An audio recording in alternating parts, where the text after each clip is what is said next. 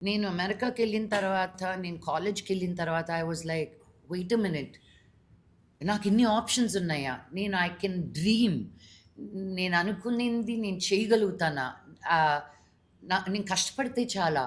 So, all these things I learned అమెరికాకెళ్ళిన తర్వాత. అప్పుడు నాకు ఒక వాయిస్ అనేదొచ్చి ఆ డిస్టెన్స్ పెరిగే కొద్దీ నాకు స్ట్రెంగ్త్ అనేదొచ్చింది. ఇంటికి రా అంటే నేను రాను.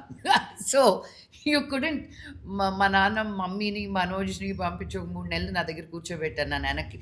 ఏంటి సెమెస్టర్ మధ్యలో వచ్చేయమని చెప్పి. అమెరికా వద్దు, ఇండియాకొచ్చేయి. నువ్వేంటి మన ఇంట్లో అమ్మాయిలు ఎళ్లి అలా వర్క్ చేయరు. అలా నో దూరంగా ఉండి చదువుకోరు అని. ఏమైనా చేసుకోండి, నాకు నాకు డిగ్రీ అయ్యేంత వరకు నేను రాను అని. సో, మా అమ్మ తిట్టేటప్పుడు, మా అమ్మ తిట్టడం గూడా కాదు, పాపం ఏడ్చేది, వచ్చేవే నాన్న రావాలని. I used to share a room with friend. So, ఒకే అపార్ట్మెంట్‌లో 2 బెడ్‌రూమ్స్. సో, ఒక రూమ్ నాది, ఒక రూమ్ రూమ్‌మేట్‌ది అండ్ కామన్ స్పేస్ అనమాట. దుప్పటి మూసుకేసుకునేదాన్ని. బికాజ్ ఇంకెక్కడికి ఎళ్ళలేను గదా! మా అమ్మకి ఓపిక అయిపోయిన తర్వాత అప్పుడు అప్పుడు తీసేదాన్ని. అసలు అయిందా? వాట్ నెక్స్ట్ అన్నట్టు.